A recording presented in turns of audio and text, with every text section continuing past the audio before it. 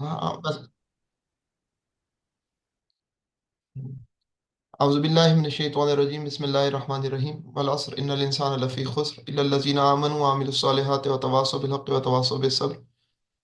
वाक़िआ अल इसरा वल मिराज, मुंतखब अंबिया से मुलाकात की तरतीब की मुमकिना हिकमत। मैं अल्लाह ताला से दुआ करूँ कि इस मौजू पर जो है वो मैं आसान अंदाज में अपना मुद्दा बयान कर सकूँ और ये हमारे लिए इल्म नाफ़े का सबब हो। तो असल में आपने पोस्टर देखा होगा, तो पोस्टर के ऊपर ये इस तरह का नजर आया होगा आपको कि सबसे पहले आदम अलैहिस्सलाम है, फिर ईसा व यहया अलैहिस्सलाम है, फिर यूसुफ अलैहिस्सलाम है, फिर इदरीस अलैहिस्सलाम है, फिर हारून अलैहिस्सलाम है, फिर मूसा अलैहिस्सलाम है और फिर इब्राहीम अलैहिस्सलाम है और फिर आगे सिदरतुल मुंतहा है। तो ये क्या मामला है, ये तरतीब जो है वो कौन सी तरतीब है, इसके अंदर क्या हिकमत है? तो आइडिया ये था इस पोस्टर्स के जरिए तो कि मैसेज चला जाए कि इस हिकमत को जेर बहस लाना मकसूद है। तो पहले हम इब्तदाई गुफ्तगू करेंगे किन हालात में सफ़र इसरा हुआ, ये सफ़र मिराज हुआ, और इस सफ़र के हवाले से हमें ये सवाल जो तलाश है, इसको हम किस तरह बेटर एलोबरेट कर सकते हैं।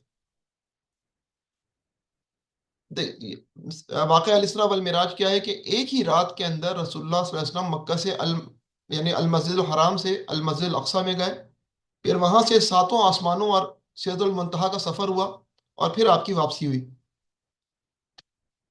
तो अगर ये डायग्राम देखें तो इस डायग्राम से बात ज़्यादा क्लियरिटी से समझ में आएगी। कुरान किसको अल इसरा का सफ़र कहता है?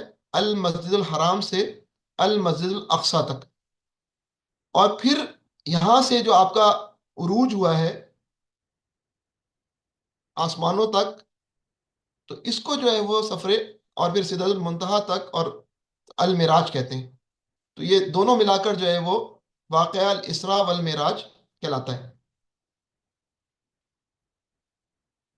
तो सफ़र मिराज के हवाले से अमूमी सवालात जो हमारी जो है वो डिबेट्स के अंदर हो रहे होते हैं, गुफ्तगुओं के अंदर हो रहे होते हैं, वो इस नौयत के होते हैं कि क्या वक्त रुक गया था, क्या रोशनी से ज़्यादा तेज़ रफ्तार सफ़र जो है मुमकिन हुआ है, तेज़ रफ्तारी से सफ़र हुआ था, क्या अल्लाह के नबी हज़रत मोहम्मद मुस्तफ़ा सल्लल्लाहु अलैहि वसल्लम ने रब को देखा था या सिर्फ बात हुई थी, क्या ये सफ़र जिस्मानी था या सिर्फ रूह भी सिर्फ रूह ही लेकर गई ले आई गई थी या सिर्फ ये ख्वाब था। तो इस प्रोग्राम का मकसद जो है मंदरजा वाला सवालात के जवाब नहीं है। हम इन सवालात को आज की नशिश में नहीं देखेंगे।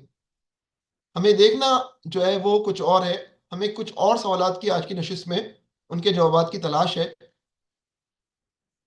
वो सवालात क्या हैं कि क्यों बाज़ अम्बिया ही को मुलाकात के लिए मुंतखब किया गया, और इन मुलाकातों की तरतीब में क्या हिकमत है।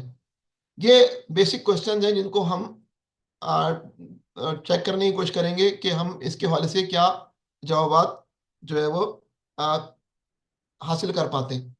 क्या सवाल आते हैं? क्यों बाज़ अम्बिया ही को मुलाकात के लिए मुंतखब किया गया, नंबर एक, और इन मुलाकात की तरतीब में क्या हिकमत है। बहरहाल इस लेक्चर के पीछे मुहर्रिक, रूह, स्पिरिट क्या है, मोटिवेशन क्या है, इस पे मैं पहले बात कर लूँ ताकि जो है वो क्लैरिटी रहे कि मैं ये प्रोग्राम क्यों कर रहा हूँ, इस मौजू पे क्यों गुफ्तगू की जा रही है। कि देखिए, वही का आगाज हुआ है इकरा से। आप खूब जानते हैं इकरा का मतलब है पढ़िए। रसूलुल्लाह सल्लल्लाहु अलैहि वसल्लम को हुक्म हो रहा है पढ़िए। इब्तदाई दौर ही की सूरतों में से एक सूरत सूरतुल अल कलम है। सूरतुल कहफ में हद मूसा अलैहि सलाम का सफर जो है वो इल्म के हसूल के लिए। रसूलुल्लाह सल्लल्लाहु अलैहि वसल्लम को सूरह तोहा में दुआ सिखाई गई, रब्बी जिदनी इल्मा।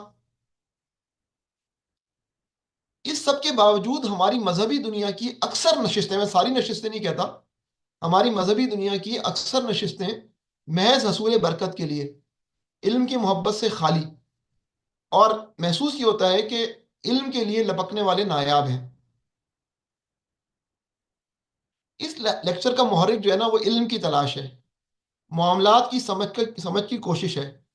वाक़या मिराज का तस्करा बराए तस्करा मकसूद नहीं है, मगर मैं बिल्कुल तहे दिल से ये बात कहता हूँ कि अगर कोई सिर्फ तस्करा भी कर रहा है तो वो खैर से खाली नहीं है मामला।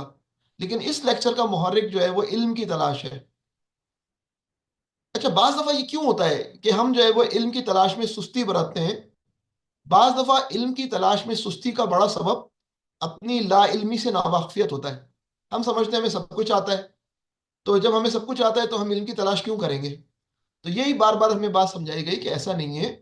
اپنی لا علمی کو جانو، اپنی لا علمی سے واقف ہو جاؤ. کسی جو ہے وہ سائنسدان نے بات کی تھی، اسٹیفن ہاکن نے بات کی تھی کہ the greatest enemy of knowledge is not ignorance, it is the illusion of knowledge. کہ نالج کا دشمن جہالت ہے یقیناً، لیکن گریٹسٹ اینیمی نہیں ہے. گریٹسٹ اینیمی جو ہے وہ یہ ہے کہ انسان کو اس بات کا وہم ہو جائے کہ اس کو علم حاصل ہے. تو اب جب یہ ہو جائے گا تو پھر تو انسان اپنے آپ کو بھرا ہوا برتن سمجھے گا، اور بھرے ہوئے برتن میں کوئی کیا ڈال سکتا ہے. اپنی جو ہے وہ علم کے کشکول کو خالی محسوس کرنا چاہیے، اور پھر اس کے بعد جو ہے وہ علم کے برتن کو اور اس کو بھرنے کے لیے جو ہے وہ لپکنے اور جو ہے وہ اس کے لیے کوشش کرنے کی کوشش کرنی چاہیے. اور یہ جنت کے راستوں میں سے ایک راستہ ہے حدیث کے مطابق. اب سوال یہ پیدا ہوتا ہے کہ کیا ان سوالات کے جوابات کی تلاش کی اہمیت ہے جن سوالات کو ہم نے ریز کیا ہے؟ تو سب سے پہلے اس کا جواب یہ بنتا ہے کہ اس کا ایک اور سوال بن جائے. وہ کیا ہے؟ کیا اس سے پہلے ان سوالات کے جوابات دینے کی کوشش کی گئی، یا یہ ایسی مشق ہے جو کہ جو ہے وہ پہلی دفعہ کی جا رہی ہے؟ تو اس کا جواب یہ ہے کہ لوگوں نے ماضی میں بھی جوابات دینے کی کوششیں کی ہیں. اسی سال آج سے رجب کی پہلی چند تاریخوں کے اندر ہمارے شیخ عمر سلیمان، برادر شیخ عمر سلیمان نے اپنی اقصا لیکچر سیریز میں ایک فریم ورک اس سوال کا جواب دینے کی کوشش کے لیے بیان کیا ہے. یہ یقینی انسٹیٹیوٹ نے اپلوڈ کی، پھر ان کے اپنے بھی چینل نے بھی اپلوڈ کی اس جو ہے وہ ویڈیو کو. تو Isra and Miraj the greatest journey through the heavens, episode 6 Al Aqsa series. اس کے اندر انہوں نے ایک فریم ورک دینے کی کوشش کی ہے. تو یہ حالیہ دور کے اندر مجھے موٹیویشن جو ملی وہ شیخ عمر سلمان کا لیکچر سننے کے بعد ہی ملی کہ اس موضوع پہ تحقیق کی جائے.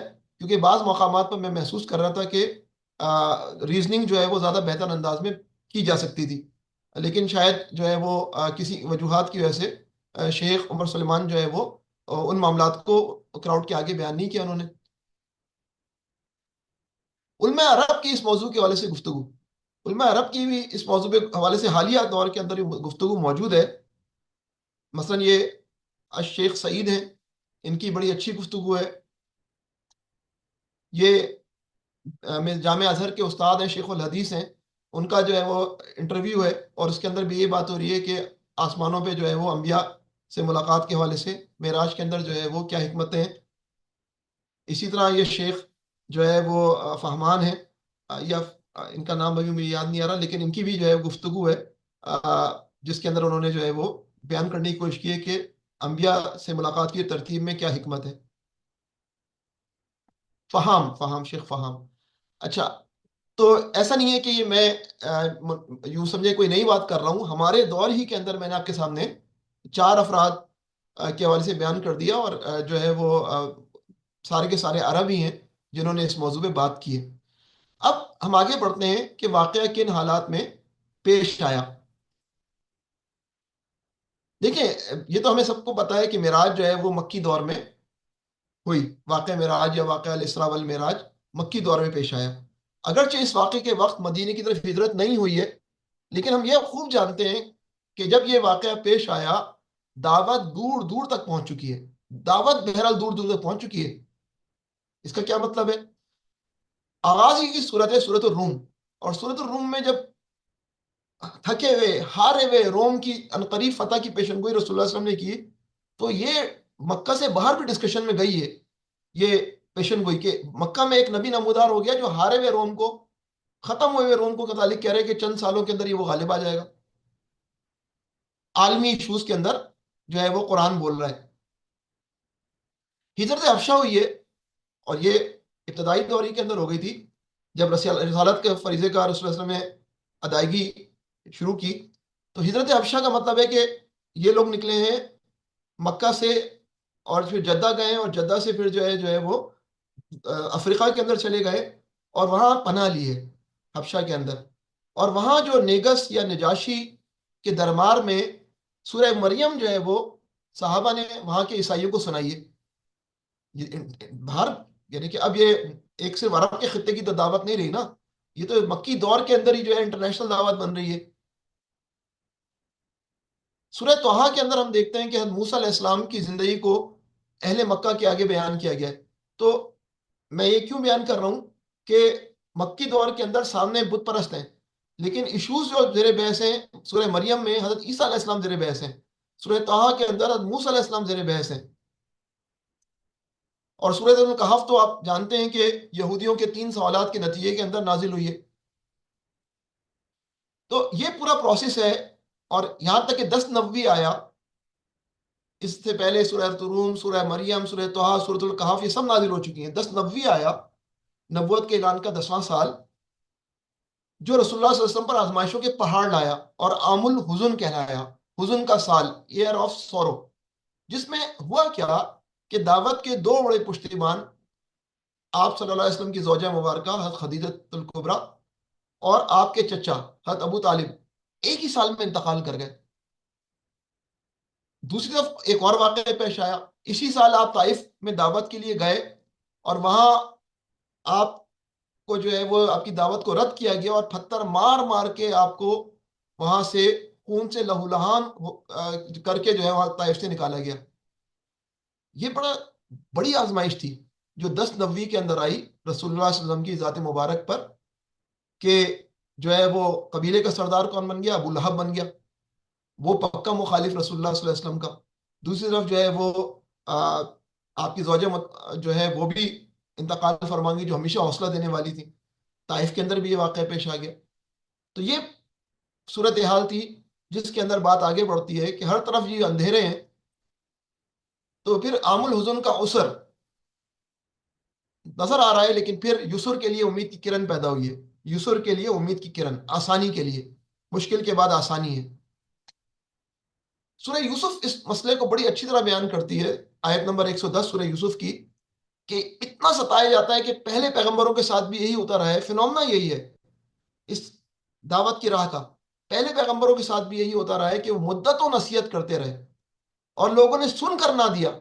یہاں تک، اب یہ تو قوسین کے اندر ہے سمجھانے کے لیے، حتیٰ یہاں تک کہ جب پیغمبر لوگوں سے مایوس ہو گئے اور لوگوں نے بھی سمجھ لیا کہ ان سے جھوٹ بولا گیا تھا، تو یکا یک ہماری مدد پیغمبروں کو پہنچ گئی. پھر جب ایسا موقع آتا ہے تو ہمارا قاعدہ یہ ہے کہ جسے ہم چاہتے ہیں بچا لیتے ہیں، اور مجرموں پر سے تو ہمارا عذاب ٹالا ہی نہیں جا سکتا.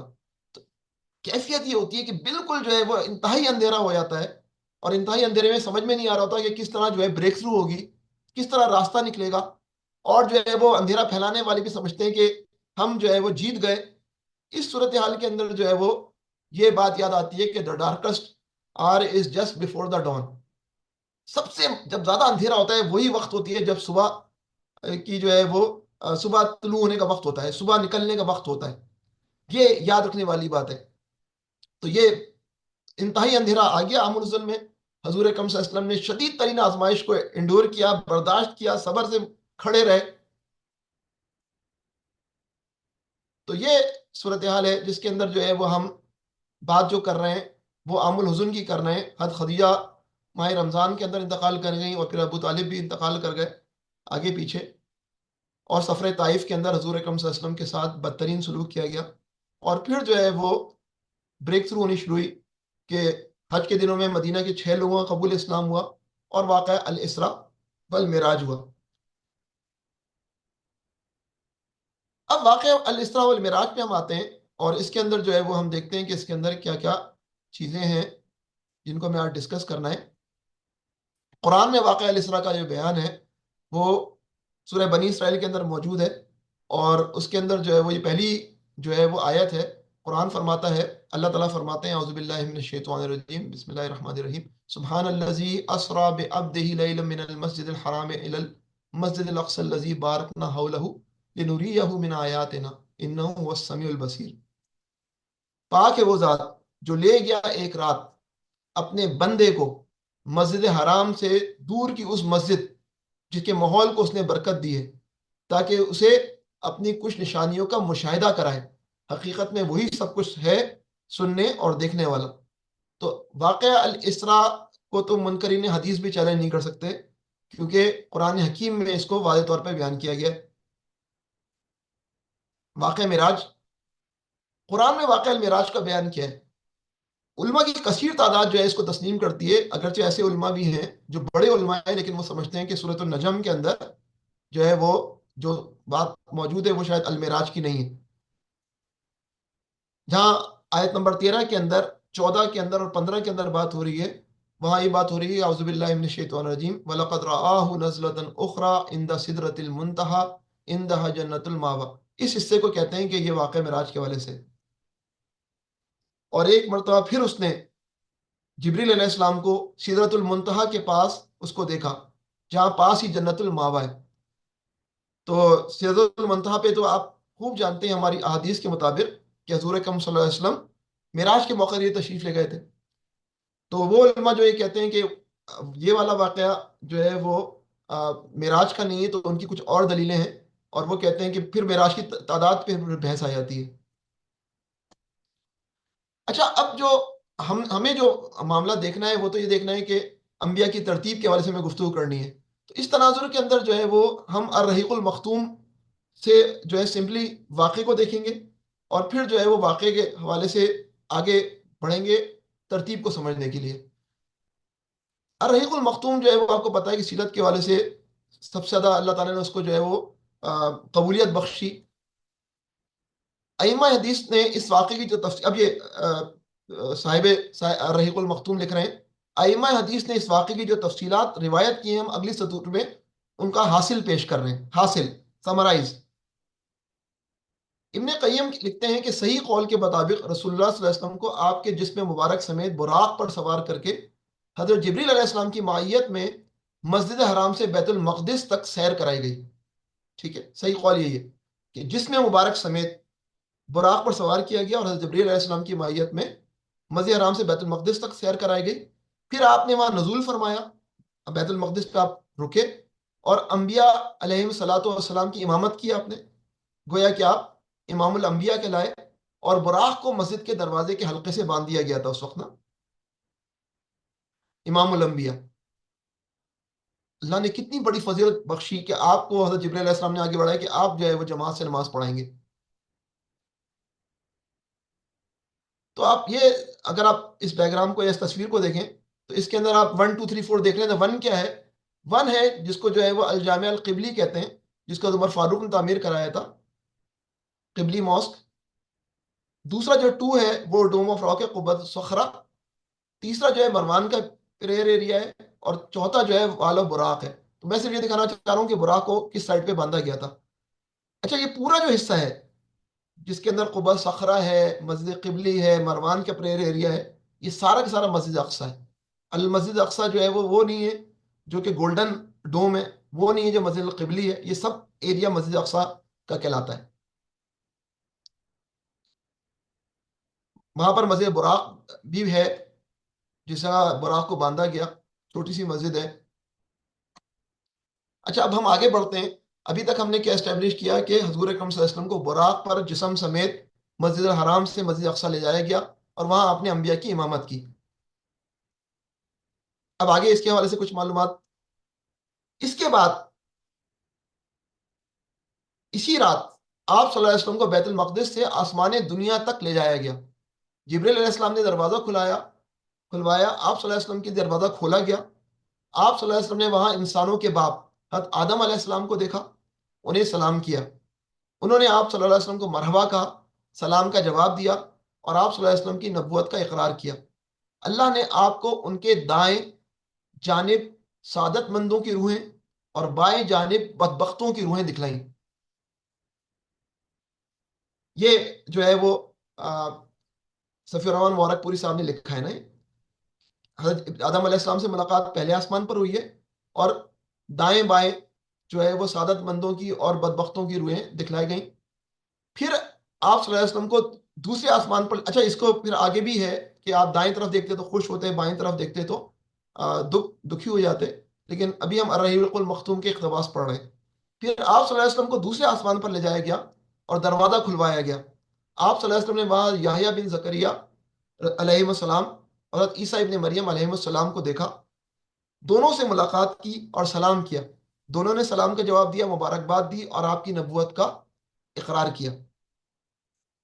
پھر تیسرے آسمان پر لے جایا گیا، آپ صلی اللہ علیہ وسلم نے وہاں حضرت یوسف علیہ السلام کو دیکھا اور سلام کیا، انہوں نے جواب دیا، مبارکباد دی اور آپ صلی اللہ علیہ وسلم کی نبوت کا اقرار کیا۔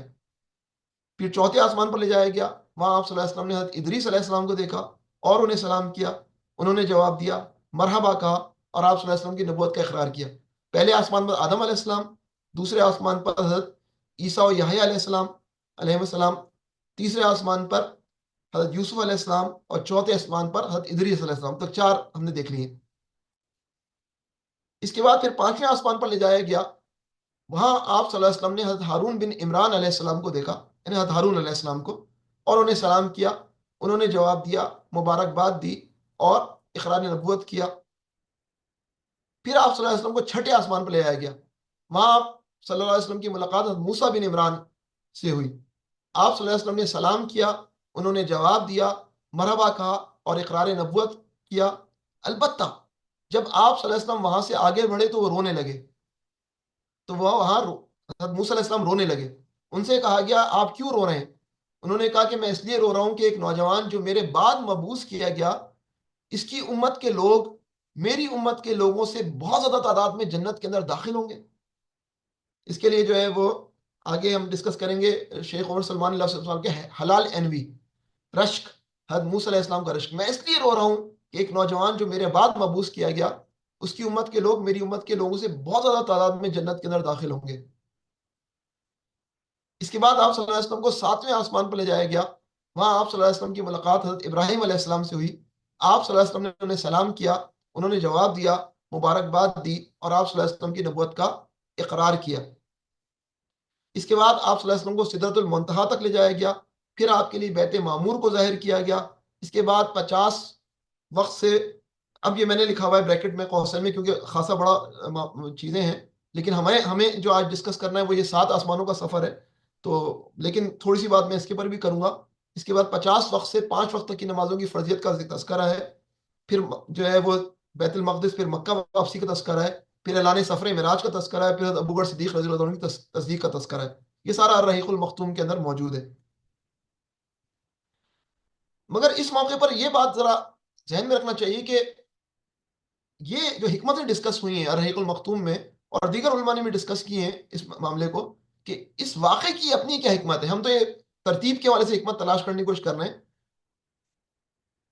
تو آپ دیکھیں گے کہ اللہ تعالیٰ نے سورہ اسراء میں اسراء کا واقعہ صرف ایک آیت میں ذکر کر کے کلام کا رخ یہود کی سیاہ کاریوں اور جرائم کے بیان کی جانب موڑ دیا ہے۔ اگر آپ سورہ بنی اسرائیل پڑھیں، پہلی آیت میں تو یہ ہے کہ اللہ، جو ابھی ہم نے آیت اسراء پڑھی ہے، اس کے بعد تو پھر یہودیوں کے حوالے سے تم یہ فساد کرو گے تو تمہیں یہ سزا ملے گی اور ہمارے بندے داخل ہو جائیں گے مسجد کے اندر، یہ ساری باتیں ہیں۔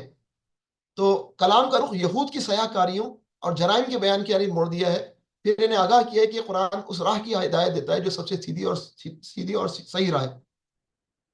قرآن پڑھنے والے کو بسا اوقات شبہ ہوتا ہے کہ دونوں باتیں بے جوڑ ہیں، لیکن در حقیقت ایسا نہیں ہے، بلکہ اللہ تعالیٰ اس اسلوب کے ذریعے ارشاد فرما رہا ہے کہ اب یہود کو نوع انسانی کی قیادت سے معزول کیا جانے والا ہے، یہود کو نوع انسانی کی قیادت سے معزول کیا جانے والا ہے، کیونکہ انہوں نے ایسے ایسے جرائم کا ارتکاب کیا ہے جن سے ملوث ہونے کے بعد انہیں اس منصب پر باقی نہیں رکھا جا سکتا، لہٰذا اب یہ منصب رسول اللہ صلی اللہ علیہ وسلم کو سونپا جائے گا، اور دعوت ابراہیمی کے دونوں مراکز، المسجد الحرام اور المسجد الاقصی، اس نبی کے ماتحت کر دیے جائیں گے۔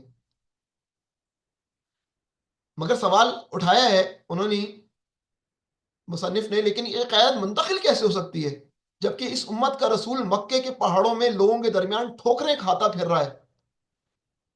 اس وقت یہ ایک سوال تھا جو ایک دوسری حقیقت سے پردہ اٹھا رہا تھا، اور وہ حقیقت یہ تھی کہ اسلامی دعوت کا ایک دور اپنے خاتمے اور اپنی تکمیل کے قریب آ لگا ہے، یعنی مکی دور، اور اب دوسرا دور شروع ہونے والا ہے جس کا دھارا پہلے سے مختلف ہوگا۔ اب لوگوں کے درمیان، مکہ کے پہاڑوں کے درمیان ٹھوکریں نہیں کھائی جائیں گی، اب ظلم کو ٹھوکریں لگائی جائیں گی۔ یہ جو ہے وہ آئیڈیا ہے المعراج الاسراء اور المعراج جو ہے بنیادی طور پر اس حکمت کو واضح کرتی ہیں، اور جو ہے وہ یہ جو سفر ہے الاسراء کا، وہ تو حضور اکرم صلی اللہ علیہ وسلم کو مسجد اقصی تک لے کر جاتا ہے، جو کہ بہرحال جو ہے وہ ہمارا قبلہ اول بھی کہلاتا ہے۔ اچھا، اب میں گفتگو آگے بڑھانے سے قبل اپنا ایک احساس رکھوں گا، اور اس کے بعد پھر ہم گفتگو آگے بڑھائیں گے۔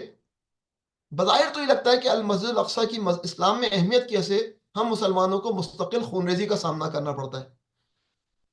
ہر وقت المسجد الاقصی کے حوالے سے جو ہے وہ ہمیں تشویش رہتی ہے، ہمیں درد رہتا ہے۔ صلیبی جنگیں ہوئیں تو نہ جانے کتنے معصومہ خون بہا اس المسجد الاقصی کے نام پر۔ موجودہ دور کی صلیبی جنگیں، ان میں کتنا خون ناحق بہہ رہا ہے۔ سب مظالم ہو رہے ہیں، دکھ ہوتا ہے، درد ہوتا ہے، لیکن سب مظالم کے باوجود ایک احساس جو دل میں آتا ہے وہ یہ کہ المسجد الاقصی عیسائیوں اور یہودیوں کو اسلام کے دائرے میں داخل کرنے کا راستہ ہے۔ المسجد الاقصی عیسائیوں اور یہودیوں کو اسلام کے دائرے میں داخل کرنے کا راستہ ہے۔ اصل میں road to Aqsa is equal to road to Makkah, road to Aqsa is equal to road to Makkah. پوری دنیا اس وقت جو دیکھ رہی ہے اس کے نتیجے میں دیکھتی وہ غزہ کو ہے، لیکن اس کو نظر جو ہے وہ پیچھے غیر محسوس انداز میں وہ اسلام کی طرف آتی ہے، وہ مکہ کی طرف آتی ہے۔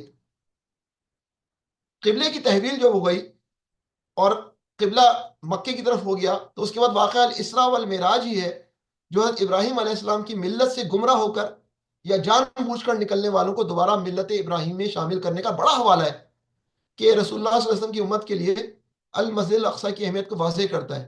یہ واقعہ الاسراء اور والمعراج یہ مسجد اقصی کی بڑی اہمیت کو ظاہر کرتا ہے۔ تو یہ احساس جو ہے وہ ہمیں رہنا چاہیے۔ اب ہم آ جاتے ہیں مرکزی سوال پر کہ آخر اس ترتیب میں کیا حکمت ہے۔ اور یہ تو ایک رائے ہے، 27 رجب کو جو ہے وہ یہ واقعہ معراج پیش آیا، لیکن الرحیق المختوم میں تقریباً 6-7 تاریخیں یا بیان کی گئی ہیں، اور ان میں سے 3 پہ اکتفا کیا گیا، ان تینوں میں سے شاید کوئی ہو۔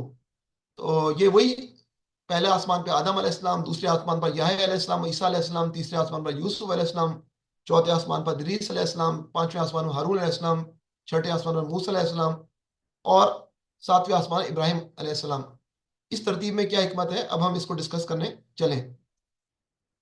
تو اس کے حوالے سے پہلے ایک اصولی بات ہم کر لیتے ہیں کہ کسی کا پہلے آسمان پر ہونا اس کی کمتر حیثیت، اور کسی کا 7ویں آسمان پر ہونا اس کی اعلیٰ حیثیت کی علامت نہیں ہے۔ یہ بات سمجھنے کی ہے۔ یہ آسمان ہیں، جنتیں نہیں ہیں۔ یہ آسمان ہیں، یہ جنتیں نہیں ہیں کہ ہم بولیں گے اعلیٰ درجے کی جنت ہے، یہ کم تر درجے کی جنت ہے۔ یہ کوئی گریڈنگ سسٹم نہیں ہے کہ حضرت آدم علیہ السلام جو ہے وہ پہلے آسمان پر ہیں تو ان کا گریڈ جو ہے وہ اگلے جو نبی کے گریڈ سے کم ہے، نہیں، یہ کوئی گریڈنگ سسٹم نہیں ہے۔ پھر یہ بھی نوٹ کرنے والی بات ہے کہ پھر بہت سے انبیاء تو ملاقات میں شامل ہی نہیں تھے، ان کو گریڈنگ کے لیے کس آسمان میں آپ شمار کریں گے؟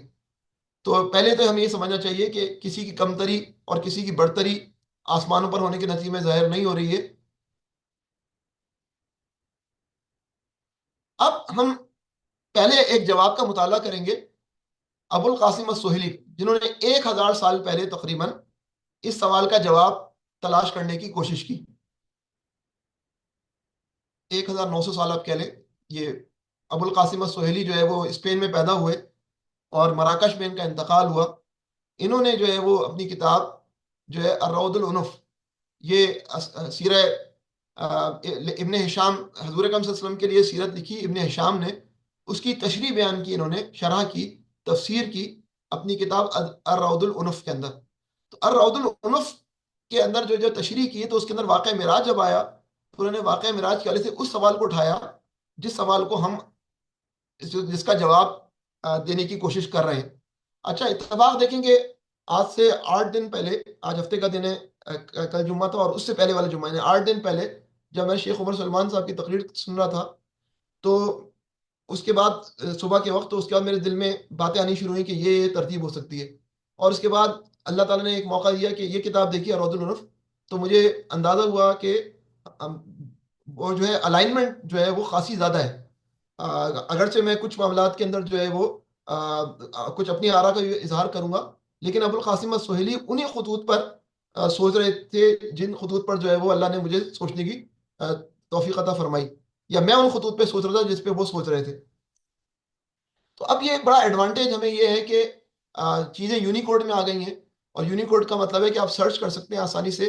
تو آپ یہ دیکھ سکتے ہیں کہ مکتبہ شاملہ کے اندر جو ہے یہ کتاب موجود ہے، اور وہاں پر آپ مکتبہ شاملہ کو اگر آپ کھول لیں اپنے کمپیوٹر کے اندر، اور وہاں پر جو ہے وہ اگر آپ کتاب روض العنف کھول لیں اور اس کے اندر ذکر الاسراء والمعراج کو کھول لیں، تو وہاں پر آپ کو ایک ہیڈنگ نظر آئے گی، اور وہ ہے لقاء للنبیین۔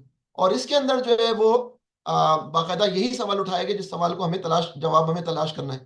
لیکن ہمیں ایڈوانٹیج، اب میں گوگل سے اگر سمجھنے کی کوشش کروں تو اس کے اندر گڑبڑ کے امکانات تھے، تو اللہ تعالیٰ نے پھر یہ چیک کیا میں نے، تو پتہ چلا کہ ہمارے ہاں کسی اللہ کے بندے نے جو ہے وہ اس کا ترجمہ اردو میں کیا ہوا ہے۔ تو میں نے اس کی PDF کو ڈاؤن لوڈ کیا، اور اس کے اندر سے جو ہے وہ اسنیپ شاٹ جو ہے لے کر جو ہے وہ اسنیپنگ ٹول سے آپ کے سامنے رکھ رہا ہوں ابھی نا۔ تو اب السہیلی، شیخ السہیلی کیا بات کر رہے ہیں؟ ایک سوال تو یہ ہے کہ آپ صلی اللہ علیہ وسلم نے آدم علیہ السلام سے آسمان دنیا پر ملاقات کی، اور ابراہیم علیہ السلام سے 7ویں آسمان میں ملاقات کی، اور دیگر انبیاء سے مختلف آسمانوں پر ملاقات کی۔ ہر نبی کو اس آسمان کے ساتھ مختص کرنے کی کیا وجہ ہے جس میں آپ نے اس سے ملاقات کی؟ اب وہی سوال ہے جو ہم کرنا چاہ رہے ہیں۔ دوسرا سوال یہ ہے کہ آسمانوں پر صرف ان انبیاء ہی سے کیوں ملاقات ہوئی؟ اگر آپ نے تمام انبیاء کرام سے ملاقات کی تو پھر ان انبیاء کا تذکرہ کیوں کیا؟ تو اب اس کے اندر پھر انہوں نے کہا ہے وقت تکلم ابو الحسن ابن بطال، تو ایک جو ہے بخاری کی شرح میں لکھی ہے ابو الحسن ابن بطال ان کے متعلق بولا ہے، ابو الحسن نے بخاری کی شرح میں اس مسئلے پر گفتگو کی ہے، لیکن انہوں نے اس کا حق ادا نہیں کیا۔ ان کے کلام کا خلاصہ یہ ہے کہ جب انبیاء علیہ السلام کو حضور اکرم صلی اللہ علیہ وسلم کی تشریف آوری کے متعلق علم ہوا تو انہوں نے اس طرح جلدی کی جس طرح ایک شخص دوسرے آنے والے شخص کی ملاقات کے لیے جلدی کرتا ہے۔ بعض ہمیں نے جلدی کی لیکن بعض نے جلدی نہ کی۔ ابو الحسن نے اسی طرف اشارہ کیا، اس سے آیت کچھ نہیں لکھا۔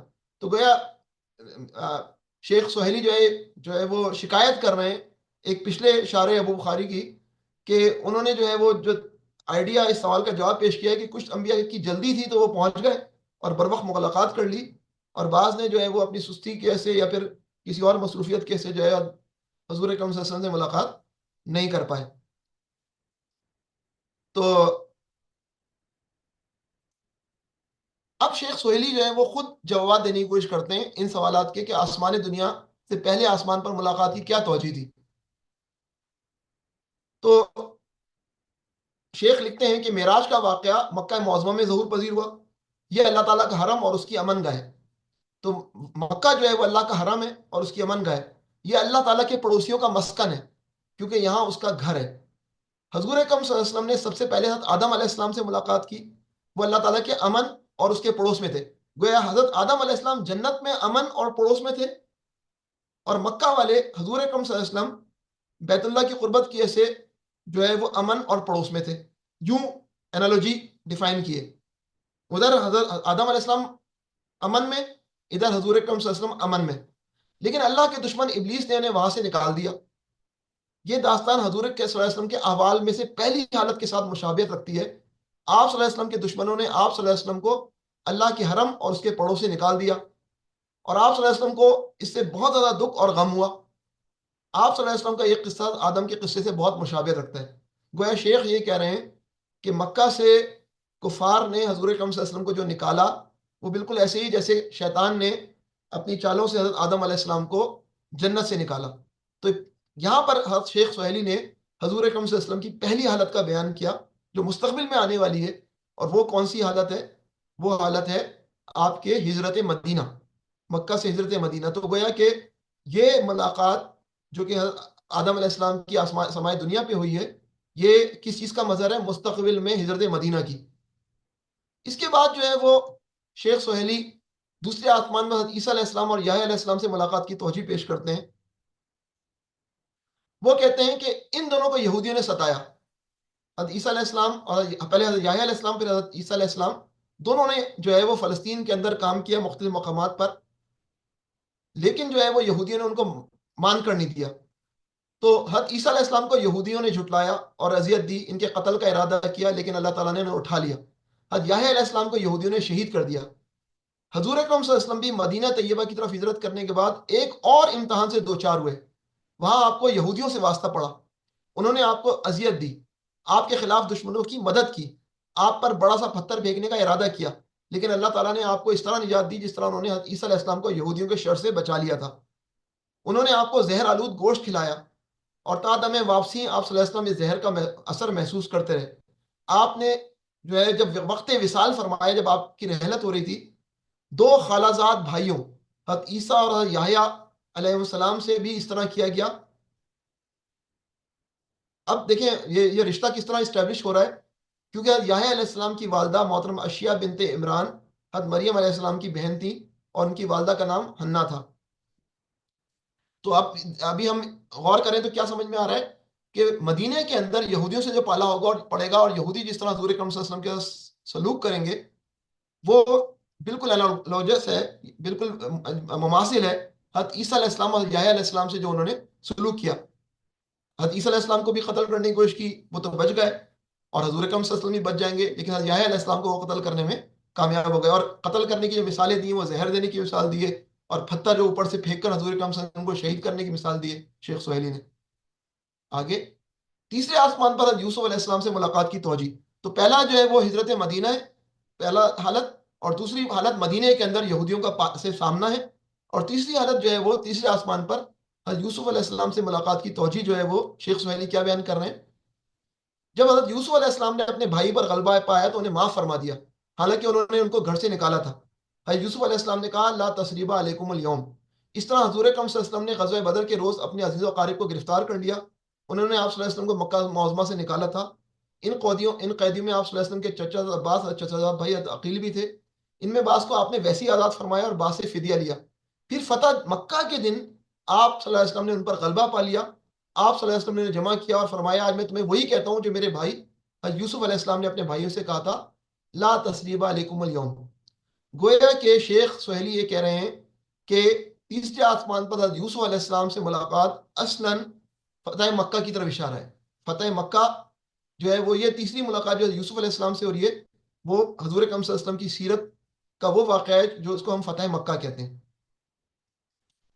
اس کے بعد جو ہے وہ ابھی تک ترتیب چل رہی ہے، اور ابھی تک ترتیب کو ڈسٹرب نہیں ہونے دیا ہے، ساری ترتیبیں صحیح ہیں، فتح ہجرت مدینہ، یہودیوں سے پالا، فتح مکہ، لیکن حضرت ادریس علیہ السلام سے ملاقات جب آتی ہے تو ترتیب جو ہے وہ چیلنج ہوتی ہے تھوڑی سی نا۔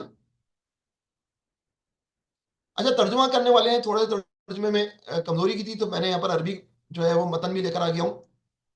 پھر آپ صلی اللہ علیہ وسلم نے چوتھے آسمان پر حضرت ادریس علیہ السلام سے ملاقات کی۔ ان کے مقام کو اللہ تعالیٰ نے مکانن علیہ سے تعبیر فرمایا۔ حضرت ادریس کو اللہ تعالیٰ نے سب سے پہلے قلم سے لکھنے کی توفیق عطا فرمائی یا عطا کی۔ یہ حالت آپ کی چوتھی حالت کے مشابہ ہے، یہ حالت علو شان ہے، حتیٰ کہ آپ صلی اللہ علیہ وسلم نے بادشاہوں کو خوفزدہ کیا۔ اب بادشاہوں کو جو خوفزدہ کیا ہے وہ فتح مکہ سے پہلے کیا ہے، صلح حدیبیہ کے بعد کیا ہے، تو اب ترتیب میں تھوڑی سی وہ ہے۔ حتیٰ کہ آپ صلی اللہ علیہ وسلم نے بادشاہ کو خوفزدہ کیا، انہیں خط لکھے اور انہیں اپنی اطاعت کی طرف بلایا۔ جب حضور اکرم صلی اللہ علیہ وسلم کا مکتوب گرامی روم کے بادشاہ تک پہنچا تو اس وقت ابو سفیان وہیں تھے۔ جب انہوں نے ہرقل کا خوف ملاحظہ کیا تو انہوں نے کہا کہ ابن ابی کبشہ کی عظمت اتنی زیادہ ہو گئی ہے کہ بنو اسفر، یہاں پر اصغر لکھا ہوا ہے، اسفر کا بادشاہ ان سے ڈرنے لگا ہے۔ یہ دیکھیں عربی کے اندر کیا لکھا ہوا ہے، اسفر، یلو پیپل۔ پھر آپ صلی اللہ علیہ وسلم نے قلم کے ذریعے سے روئے زمین کے تمام بادشاہوں کے نام مکتوب گرامی لکھے۔ ان میں سے کچھ نے آپ کے دین کی اتباع کر لی، مثلا ہراقل اور مقوقس، لیکن یہاں ترجمہ غلط ہے۔ اگر آپ دیکھیں عربی کے اندر تو کن نجاشی و ملک نعمان لکھا ہوا ہے۔ جنہوں نے اتباع کی حضور اکرم صلی اللہ علیہ وسلم کی خط کے نتیجے میں، وہ کن نجاشی و ملک عمان ہے، نجاشی اور عمان کا بادشاہ۔ اور جس نے ہدیے بھیجے اور تحفے بھیجے وہ ہیں ہرقل اور مقوقس، مقوقس، اور بعض نے آپ صلی اللہ علیہ وسلم کی نافرمانی کی، مثلا کسرا۔ اللہ تعالیٰ نے آپ صلی اللہ علیہ وسلم کو ان پر غلبہ عطا فرمایا، یہی مقام علو ہے۔ آپ نے قلم سے بھی لکھا جس طرح ادریس علیہ السلام نے لکھا۔ اس کے بعد جو ہے وہ پانچواں آسمان آ جاتا ہے. پانچویں آسمان پر شیخ کیا توجہ پیش کرتے ہیں؟ یہاں پر حضرت ہارون علیہ السلام سے ملاقات ہوئی ہے. مختصر سی توجہ ہے. حضرت ہارون علیہ السلام سے ملاقات کی. وہ اپنی قوم میں بڑے محبوب تھے. بنی اسرائیل حضرت ہارون علیہ السلام کو بہت چاہتے تھے. اس میں اشارہ ہے کہ قریش اور تمام دیگر لوگ بغض کے بعد آپ صلی اللہ علیہ وسلم کی محبت کے اسیر ہو جائیں گے. گویا کہ جو ہے وہ حضرت ہارون علیہ السلام سے قوم محبت کرتی تھی، تو مستقبل کے اندر حضور اکرم صلی اللہ علیہ وسلم کی زندگی کا وہ مرحلہ آئے گا کہ لوگ آپ سے محبت کرنے لگ جائیں گے. لیکن یہ سیرت کا کون سا مرحلہ ہے یہ ہمیں اندازہ نہیں ہو رہا ہے. اس میں یہ ایک بہت جنرل پیریڈ کی طرف جو ہے وہ اشارہ ہو رہا ہے. اس کے بعد چھٹے آسمان پر حضرت موسیٰ علیہ السلام سے ملاقات کی توجہ پیش کرتے ہیں کہ چھٹے آسمان پر آپ صلی اللہ علیہ وسلم نے حضرت موسیٰ سے ملاقات کی. آپ صلی اللہ علیہ وسلم حضرت موسیٰ علیہ السلام کی اس حالت کے مشابہ ہیں کہ جس میں آپ کو شام پر حملہ کرنے کا حکم دیا گیا.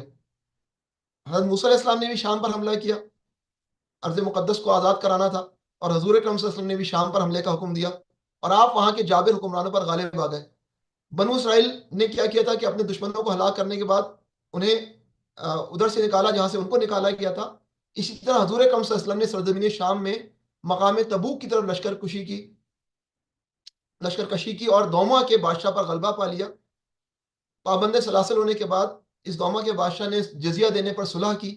آپ صلی اللہ علیہ وسلم نے مکہ معظمہ فتح کیا اور اپنے ان اصحاب کرام کو وہاں داخل کیا جو اس پاکیزہ شہر سے نکالے گئے تھے. تو اب اس میں مکس ہے کہ موسیٰ علیہ السلام نے اپنے حرم کو آزاد کرانے کی کوشش کی اور حضور اکرم صلی اللہ علیہ وسلم نے مکہ کو آزاد کرانے کی کوشش کی گئی، حالانکہ مکہ کے حوالے سے پہلے بات آ چکی ہے حضرت یوسف علیہ السلام کے ضمن میں. اور شام کے حوالے سے جو انرجی ہے وہ تبوک کے حوالے سے کہ حضور اکرم صلی اللہ علیہ وسلم نے بھی ویسے ہی تبوک پہ حملہ کیا جس طرح موسیٰ علیہ السلام نے حملہ کیا. ساتویں آسمان پر حضرت ابراہیم علیہ السلام سے ملاقات کی جو توجہ بیان کی شیخ سہیلی نے، وہ یہ کی کہ پھر آپ صلی اللہ علیہ وسلم نے ساتویں آسمان پر حضرت ابراہیم علیہ السلام سے ملاقات کی. اس میں دو حکمتیں ہیں. آپ صلی اللہ علیہ وسلم نے حضرت ابراہیم علیہ السلام کو دیکھا وہ بیت المعمور سے ٹیک لگائے بیٹھے تھے، اور بیت المعمور مکہ معظمہ کے بالکل اوپر ہے. ملائکہ اس کی طرف ادائیگی حج کے لیے جاتے ہیں، تو یہاں زمین پر بھی حج کا سینٹر بنایا اور وہاں پر بھی بیت المعمور کے ٹیک لگائے بیٹھے ہوئے تھے. حضرت ابراہیم علیہ السلام نے کعبہ مقدسہ کو تعمیر فرمایا اور لوگوں میں اعلان کیا کہ وہ اس کی طرف حج کے لیے آئیں. آپ صلی اللہ علیہ وسلم کے آخری احوال میں سے آپ صلی اللہ علیہ وسلم کا بیت اللہ کا حج ہے. جس وقت آپ کے ہمراہ 70,000 صحابہ بھی تھے، وہاں ابراہیم علیہ السلام نے ملاقات اسی حج کی طرف اشارہ ہے، کیونکہ بیت اللہ ہی کی طرف سب سے پہلے دائی آپ علیہ الصلوۃ والسلام ہے، اور کعبہ معظمہ کی بنیادوں کو بھی آپ علیہ الصلوۃ والسلام ہی نے اٹھایا ہے. تو گویا نٹ شیل کے اندر جو ہے وہ یہ حضور اکرم صلی اللہ علیہ وسلم کی حجۃ الوداع کا جو ایونٹ ہے، حضرت ابراہیم علیہ السلام سے ملاقات، اس طرف اشارہ کر رہی ہے. تو یہ 7 دلائل تھے یا 7 جو ملاقاتیں ہیں، اور ان 7 ملاقاتوں کے حوالے سے جو ہے وہ حضور اکرم صلی اللہ علیہ وسلم کی زندگی کے مختلف حالات ہیں. اس کو جو ہے وہ شیخ سہیلی نے جو ہے وہ ان پیراگرافز کے اندر بیان کیا ہے. شیخ سہیلی نے اپنے عمل کی توجہ پیش کی ہے کہ میں نے یہ کیوں کیا. یہ تمام تفصیل ان دو سوالوں کے جواب پر مشتمل ہے کہ صرف ان انبیاء کا ذکر ہی کیوں کیا، اور ان کی ملاقات کے لیے آسمان دنیا سے لے کر 7ویں آسمان تک مختلف آسمانوں کو منتخب کیوں کیا. اب انہوں نے جملہ لکھا ہے، وہ دیکھیں کیا ہے. احتیاط کا تقاضا تو یہ تھا کہ سلف نے جس میں کوئی تعویل نہیں کی اسے ترک کر دیا جائے، لیکن حکمت الہیہ میں تفکر اور اللہ کی نشانی میں تدبر نے مجھے یہ ترغیب دی کہ اللہ تعالیٰ کا ارشاد ہے ان فی ذلک لآیات لقوم یتفکرون، اس میں تفکر کرنے والی قوم کے لیے نشانیاں ہیں. اور پھر ایک لمحے کا تفکر 1 سال کی بات سے بہتر ہے. اس سے مراد وہ غور و فکر ہے، لیکن انہوں نے واضح طور پہ بات کی جو کتاب و سنت کے دائرے سے باہر نہ ہو اور اہل عرب کے کلام کے مقتضا کے مطابق ہو، زبردستی کی اپنی تشریح بیان نہ کی جائے.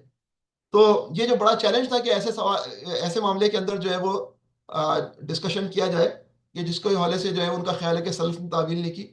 1000 سال پہلے بھی جو ہے وہ شیخ سہیلی جو ہے وہ اس حوالے سے یہ بات کہہ رہے ہیں کہ اللہ کی نشانی میں تدبر کی جو ترغیبات ہیں اس نے مجھے اس بات کی ہمت دی کہ میں ان سوالات کے جوابات کی تلاش کروں. اب سوال یہ پیدا ہوتا ہے کہ آخر اس لسٹ کے اندر حضرت نوح علیہ السلام، حضرت یونس علیہ السلام کیوں شامل ہوئے؟ مکہ کے اندر حضور اکرم صلی اللہ علیہ وسلم پر نوح علیہ السلام کے حوالے سے سورہ نوح نازل ہوئی، اور جس کے اندر بتایا گیا کہ کس طرح نوح علیہ السلام میدان میں کھڑے رہے اور وہاں استقامت کی ضرورت تھی. سورہ قلم ابتدائی دور کی، اور وہاں پر جو ہے حضور اکرم صلی اللہ علیہ وسلم کو کہا گیا کہ جو ہے وہ آپ صاحب ہود کی طرح نہ ہو جائیں، مچھلی والے کی طرح نہ ہو جائیں. یہ دونوں بظاہر سمجھ میں آتا ہے کہ ان کو لسٹ میں شامل کیا جانا چاہیے تھا.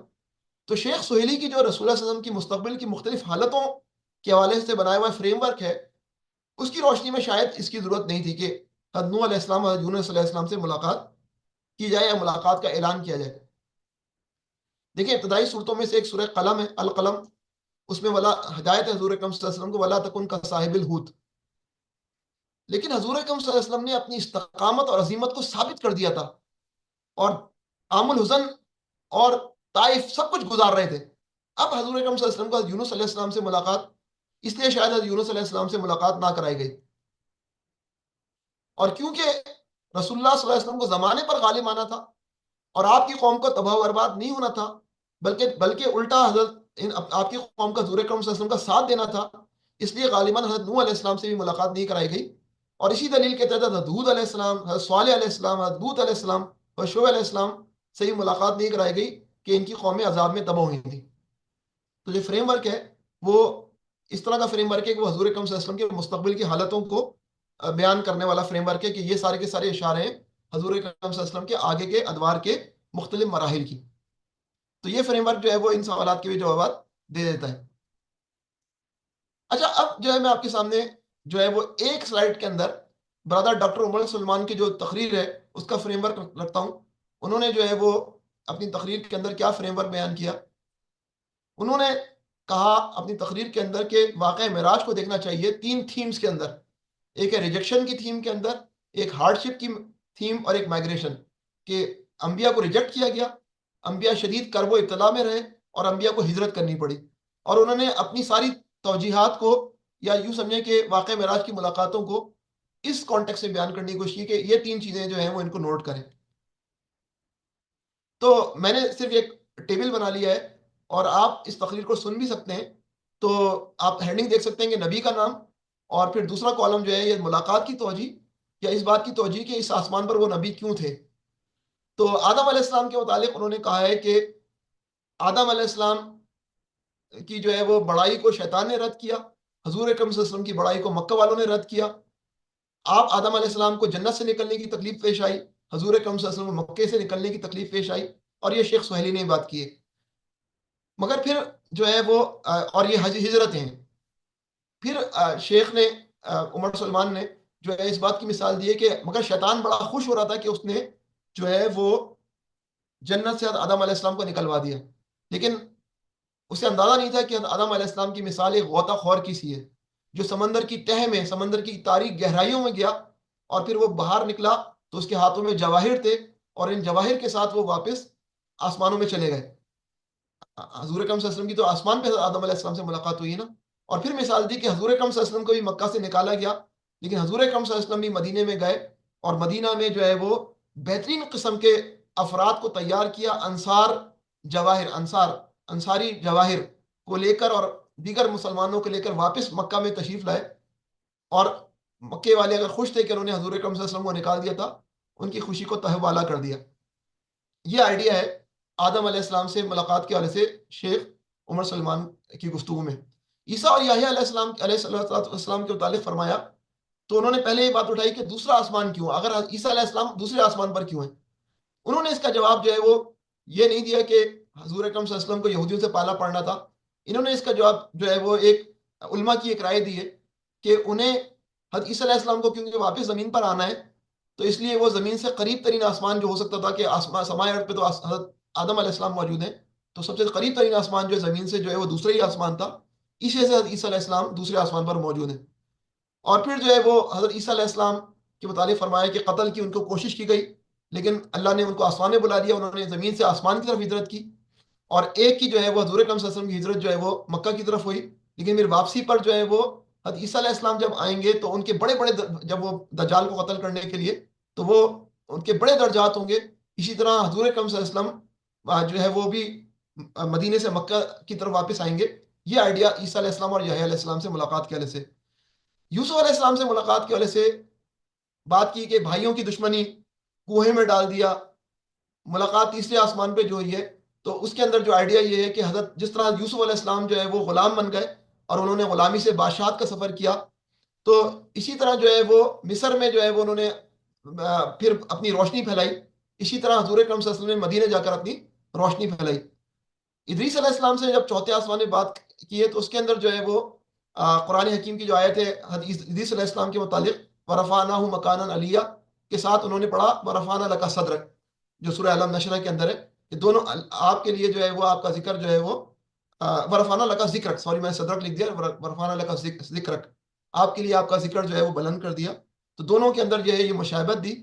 اور پھر انہوں نے ابن حجر کا قول بتایا حضرت ادریس علیہ السلام کے متعلق، جو ہمارے اہل حدیث دیگر اہل حدیث بھائی نگیٹ کرتے ہیں، جو محدثین ہیں ہمارے اس کو نگیٹ کرتے ہیں.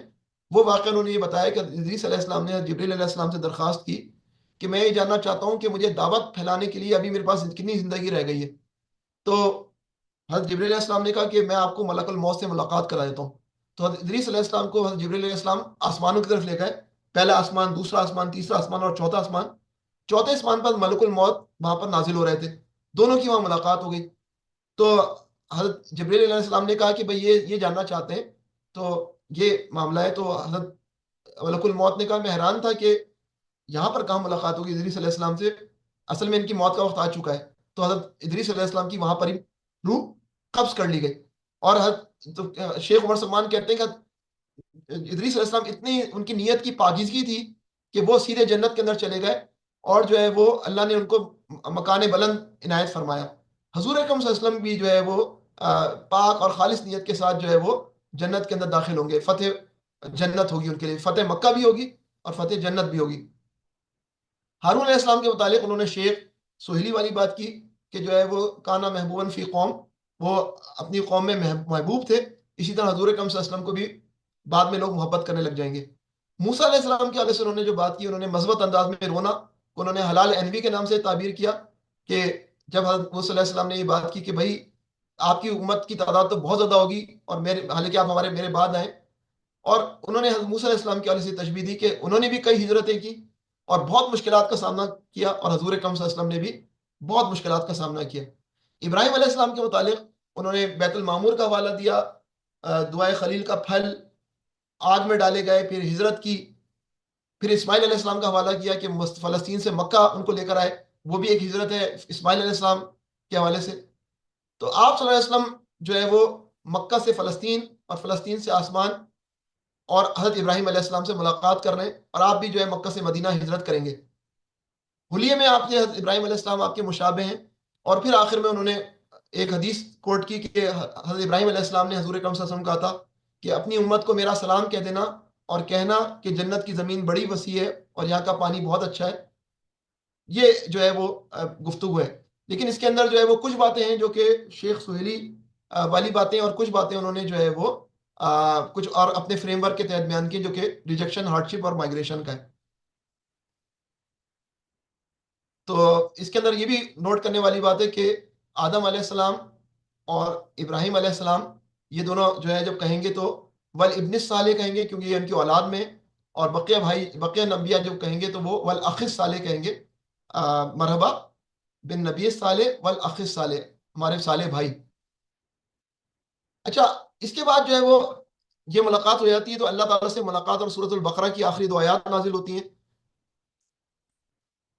سورۃ البقرہ کی آخری آیات جن میں دعا سکھائی گئی کہ پیچھے کی امتوں پر جو بوجھ ڈالا گیا تھا وہ اس امت پر نہ ڈالا جائے، ایسا بوجھ بھی نہ ڈالا جائے جو ہم نہ اٹھا سکیں. یہ ساری باتیں نا سورۃ البقرہ کی. اور یہ سورۃ البقرہ کی دو ملاقات، اللہ تعالیٰ سے ملاقات کے بعد حضور اکرم صلی اللہ علیہ وسلم یہ تعلیم لے کر آ رہے ہیں، اور اس تعلیم کے ساتھ حضور اکرم صلی اللہ علیہ وسلم لے کر کے آ رہے ہیں 50 نمازیں.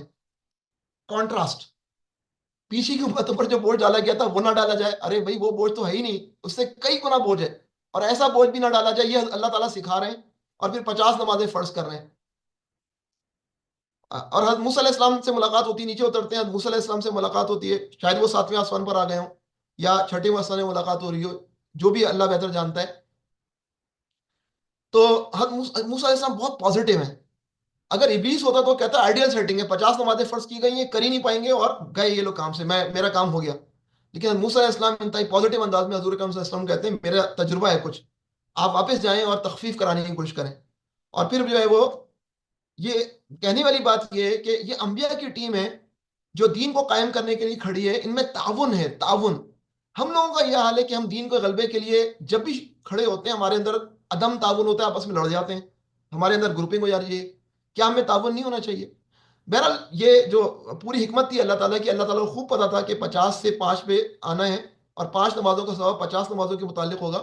یہ تو اللہ تعالیٰ کی شان ہے کہ انہوں نے جو ہے وہ اس طرح انسانوں کو بتایا کہ میں جو ہے وہ تم لوگوں کی باتیں سنتا ہوں، تم لوگوں سے ڈائلاگ کرنا چاہتا ہوں، تم مجھ سے بات کرو، میں تو ہر رات کو تمہارے پاس آتا ہوں تمہاری بات سننے کے لیے۔ کوئی ہے مجھ سے مانگنے والا جو مجھ سے مانگے اور میں اس کو دوں، کوئی ہے جو مجھ سے مغفرت طلب کرنے والا اور میں اس کو جو ہے وہ معاف کروں۔ اچھا، یہ وہ باتیں ہیں جو کہ میں نے آپ کے سامنے کانٹیکسٹ رکھ دیا ہے۔ پیچھے کے لوگوں نے جو ہے وہ جو باتیں کی ہیں وہ انہی دائروں کے اندر ہیں۔ اچھا، شیخ عمر سلمان نے کہا کہ 600 صفحات ہیں، ان کا میں خلاصہ بیان کر رہا ہوں، اور ابن حجر اور نہ جانے کتنے پیچھے کے سلف کی بات کی ہے، تو اس کا مطلب پیچھے کے سلف اس مسئلے میں بات کرتے رہے۔ تو سلف، اب آگے جو ہے وہ میں اپنی جو تھوڑی سی چیزیں آپ کے سامنے رکھنا چاہوں گا کہ میرا جو ویلیو ایڈیشن ہے اس معاملے کے اندر، منتخب انبیاء سے ملاقات کی ترتیب کی ممکن حکمت، کچھ اور پہلو۔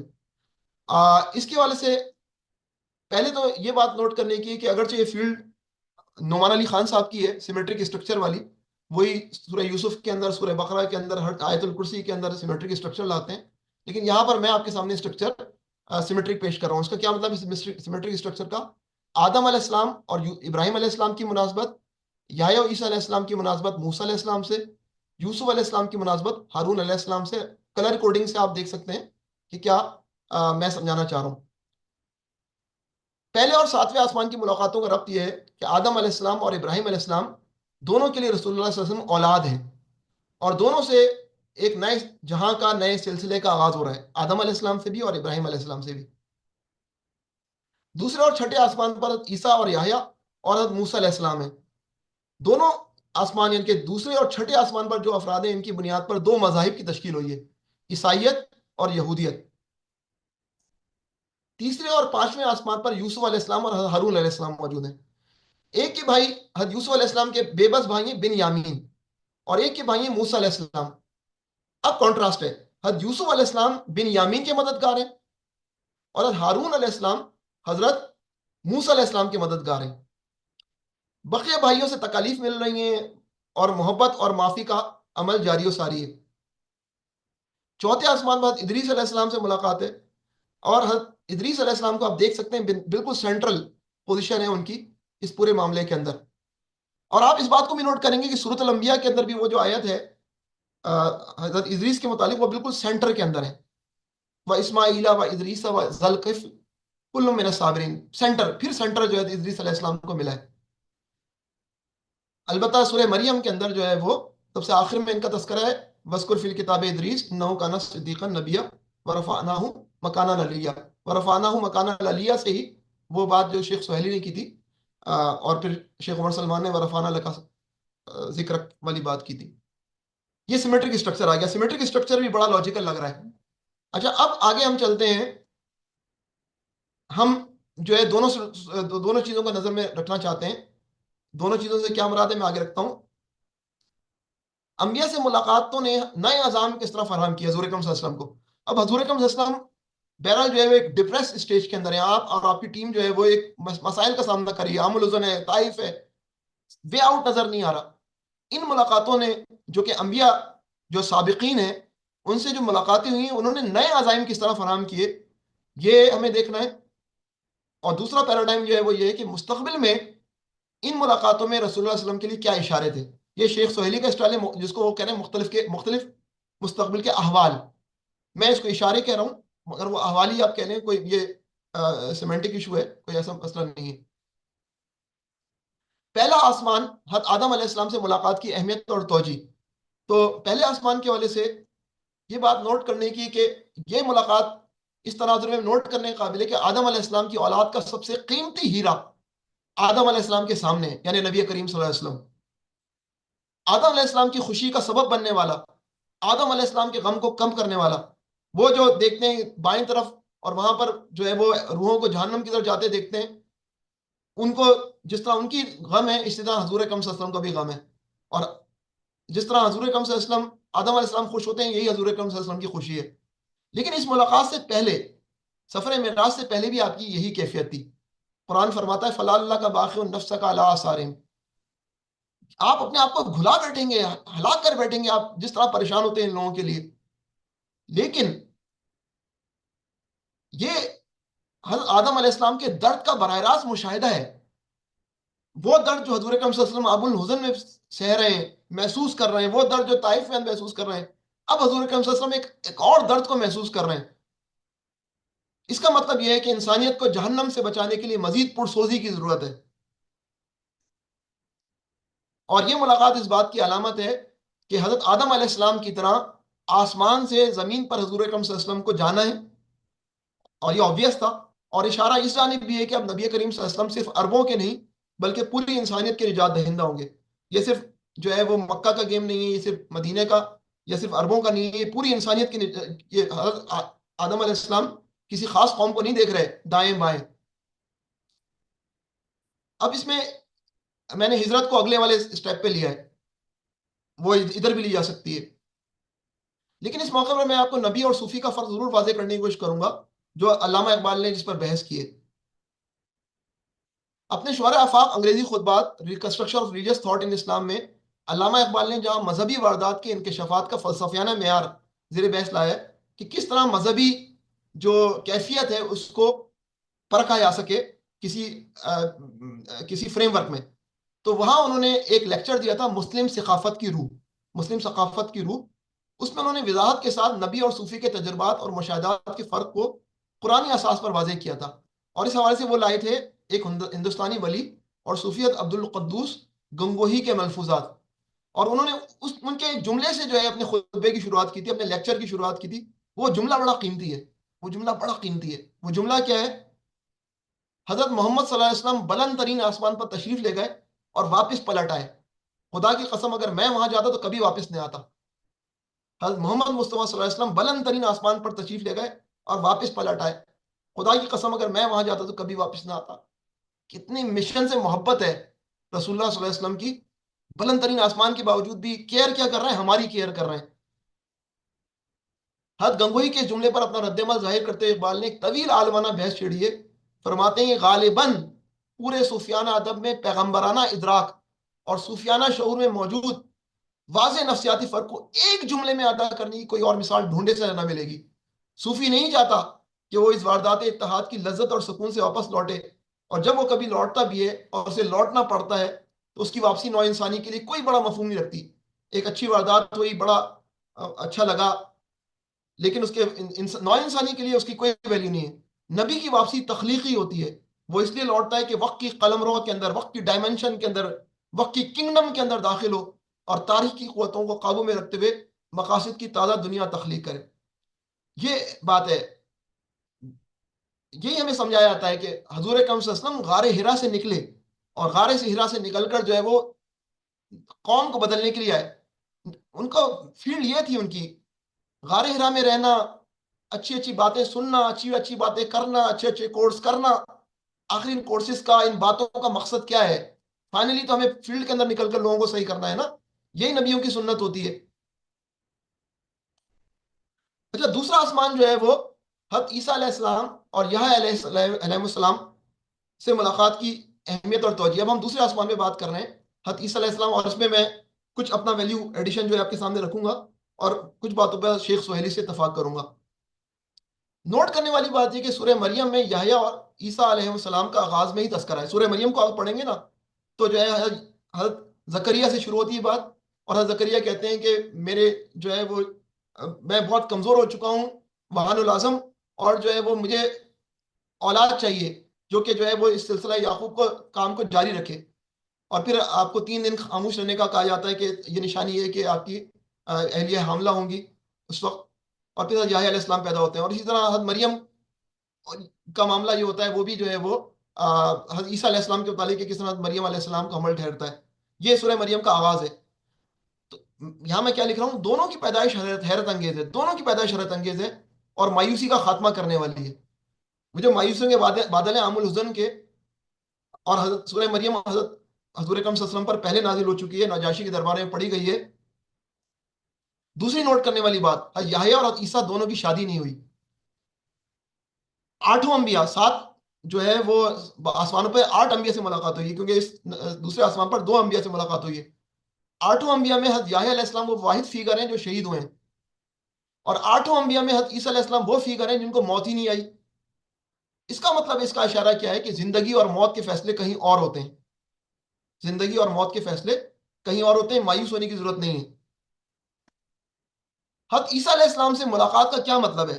حضرت عیسیٰ علیہ السلام سے ملاقات کا مطلب حضور اکرم صلی اللہ علیہ وسلم کا یہ ہے کہ اپنے مددگار سے ملاقات۔ یہ حضرت عیسیٰ علیہ السلام سے ملاقات کا مطلب اپنے مددگار سے ملاقات ہے، جو اس وقت زندہ ہے، جو آپ کی امت کو بڑے چیلنج یعنی فتنہ دجال سے نجات ہی نہیں دلائے گا، بلکہ رسول اللہ صلی اللہ علیہ وسلم کی امت میں زبردست توسیع کا سبب بنے گا۔ تو حضرت عیسیٰ علیہ السلام سے آسمان میں ملاقات کا مطلب ایک زبردست قسم کی انکریجمنٹ بھی ہے، حوصلہ افزائی بھی ہے یہ، کیونکہ عام الحزم کا کانٹیکس رکھیں تو اس تناظر میں دیکھیں تو عیسیٰ علیہ السلام سے ملاقات اس ذریعے سے بھی دیکھی جانی چاہیے۔ اس کے بعد جو ہے وہ فیلڈ میں رسول اللہ صلی اللہ علیہ وسلم کے سامنے عیسائی قوم بھی تھی اور رومن امپائر بھی تھی، اور رومن امپائر عیسائی اپنے آپ کو کہلاتی تھی، اور حضرت عیسیٰ علیہ السلام کے نام پر شرک کرنے میں دونوں جو ہے وہ مصروف تھے کہ حضرت عیسیٰ علیہ السلام اللہ کے بیٹے ہیں۔ تو یہ تناظر ہے کہ اس میں حضرت عیسیٰ علیہ السلام سے ملاقات کی جانی چاہیے کہ اس وقت دنیا کی بڑی طاقتیں عیسائی ہو چکی تھی۔ تو دونوں جلیل القدر انبیاء اب جو ہے وہ نے ایک ہی زمانے میں بنی اسرائیل کا سامنا کیا اور ان کی اصلاح کی کوشش کی۔ ایک کو شہید کیا گیا اور ایک کو قتل کرنے کے لیے گرفتار کرنے کی کوشش کی گئی، اور کسی اور کو ان کے نام پر صلیب دی گئی، اور حضرت عیسیٰ علیہ السلام آسمانوں پر زندہ حالت میں اٹھا لیے گئے۔ لیکن بنی اسرائیل نے ان دونوں کے ساتھ بہت برا سلوک کیا۔ اشارہ اس جانب کہ اب عنقریب نبی کریم صلی اللہ علیہ وسلم کو بھی براہ راست جو ہے وہ بنی اسرائیل کا سامنا کرنا پڑے گا، اور ہجرت اس حالت میں ہوگی کہ اپنی ہی قوم آپ کو قتل کرنے کی کوشش کرے گی، جس طرح عیسیٰ علیہ السلام کو قتل کرنے کی کوشش کی، لیکن آپ آسمان کی طرف چلے گئے۔ آگے مدینہ میں بھی یہودی اس کا مطلب کیا ہے کہ آگے مدینہ میں بھی یہودی آپ کی دعوت کی مزاحمت کریں گے، یہاں تک کہ جان لینے کی کوشش کریں گے۔ تاہم اس کے اندر شیخ سہیلی بھی یہ بات کہہ رہے ہیں، اور میں بس اس کو کہہ رہا ہوں کہ حضرت عیسیٰ علیہ السلام اور یحییٰ علیہ السلام سے ملاقات میں ہجرت کا پہلو اس طرح آ رہا ہے کہ حضرت عیسیٰ علیہ السلام کو قتل کرنے کی کوشش کی گئی، وہ آسمان کی طرف چلے گئے، اسی طرح حضور اکرم صلی اللہ علیہ وسلم کو قتل کرنے کی کوشش کی گئی اور آپ نکل کر جو ہے وہ مدینہ کی طرف چلے گئے۔ تو یہ اگر مدنی دور دیکھیں تو مدنی دور کے اندر پہلے سال کے اندر پورا جو ہے 13 سال گزارنے کا جو پہلا سال جس کو کاؤنٹ کرتے ہیں اسی میں ہجرت مدینہ ہے۔ تیسرے آسمان پر یوسف علیہ السلام سے ملاقات کی اہمیت اور توجہ، واقع معراج سے پہلے آپ خوب جانتے ہیں سورہ یوسف نازل ہو چکی تھی، اب سورہ یوسف کے مرکزی کردار سے آپ صلی اللہ علیہ وسلم کی ملاقات ہو رہی ہے۔ حضرت یوسف علیہ السلام نے بھی اپنے بھائیوں سے بہت غم سہے، اور آپ صلی اللہ علیہ وسلم نے بھی اپنی قوم سے بہت دکھ جھیلے۔ رسول اللہ صلی اللہ علیہ وسلم کے سامنے حضرت یوسف علیہ السلام تھے جو کنویں کی گہرائی اور قید خانے کی تاریکی سے نکل کر وقت کی سپر پاور کے سب سے اہم عہدے پر چلے گئے۔ اس وقت کی سپر پاور مصر تھی۔ مطلب یہ ہے کہ اس کے اندر آئیڈیا اس ملاقات کا کہ عام الحزن اور طائف کی تکلیف بھی گزر جائے گی، اور تکلیف گزرے گی ہی نہیں بلکہ غلبہ نصیب ہوگا۔ اور مستقبل کا کیا اشارہ ہے کہ یوسف علیہ السلام جب اپنے بھائیوں پر غالب آ گئے تو آپ نے انہیں معاف کر دیا۔ اشارہ اس طرف ہے کہ رسول اللہ علیہ وسلم کی زندگی کا یہ مرحلہ بھی آئے گا کہ آپ فتح مکہ کریں گے اور لا تثریب علیکم اليوم کہہ رہے ہوں گے۔ پرفیکٹلی وہی بات ہے جو شیخ السہیلی نے کہی، اور یہ فتح مکہ ہے جو کہ 8 ہجری میں ہو رہا ہے۔ چوتھے آسمان پر حضرت ادریس علیہ السلام سے ملاقات کی اہمیت اور توجہ، یہاں جو ہے وہ تھوڑا سا میں یوں سمجھے کہ دوسری رائے رکھتا ہوں۔ حضرت ادریس علیہ السلام کے حوالے سے ہمارے پاس نہ ہونے کے برابر معلومات ہیں، اور سورہ مریم اور سورہ انبیاء میں بھی چھوٹا سا تذکرہ ہے۔ جینیسس کے اندر بھی ایک جملہ ہی ہے جس کے اندر بس وہی بات ہے کہ اچانک ادریس علیہ السلام کو اللہ نے اپنے ساتھ کر لیا۔ جو باتیں ہمارے پاس لکھی ہوئی ہیں وہ یہ ہے کہ ادریس علیہ السلام کب آئے؟ حضرت آدم علیہ السلام اور حضرت شیس علیہ السلام کے بعد، اور حضرت نوح علیہ السلام سے پہلے آپ مبعوث ہوئے۔ حضرت نوح علیہ السلام سے پہلے اور حضرت شیس علیہ السلام کے بعد آپ انسانیت میں خرابی کو روکنے کے لیے مستعد تھے اور کامیاب رہے۔ آپ کو جب کہا گیا کہ حالات خراب ہو رہے ہیں، معاشرے میں بگاڑ آ رہا ہے، تو آپ حرکت میں آئے اور آپ بگاڑ کو کنٹرول کرنے میں کامیاب ہوئے۔ تو جس طرح یوسف علیہ السلام حضرت ابراہیم اور حضرت یعقوب علیہ السلام کی اولاد میں سکسیس اسٹوری ہیں، تو حضرت ادریس علیہ السلام حضرت آدم علیہ السلام کی اولاد میں سکسیس اسٹوری ہیں۔ اور رسول اللہ علیہ وسلم کی حوصلہ افزائی اس ملاقات سے کیا ہو رہی ہے کہ اس راہ کے بعض مسافر اس مادی دنیا میں بھی کامیاب ہو سکتے ہیں اور کامیاب ہوئے ہیں۔ اب آگے ہمیں سوال یہ ہوتا ہے کہ یہ بڑا سوال ہے کہ اب حضور اکرم صلی اللہ علیہ وسلم نے مکہ فتح کر لیا ہے، اور فتح مکہ کے بعد جو بڑا سوال یہ ہے کہ یہ سسٹینیبل ہے کہ نہیں ہے. آپ نے بتوں کا خاتمہ کر دیا ہے، اور آپ آگے بھی بتوں کا خاتمہ کریں گے، عرب سے ایک ایک بت کو مٹا دیں گے.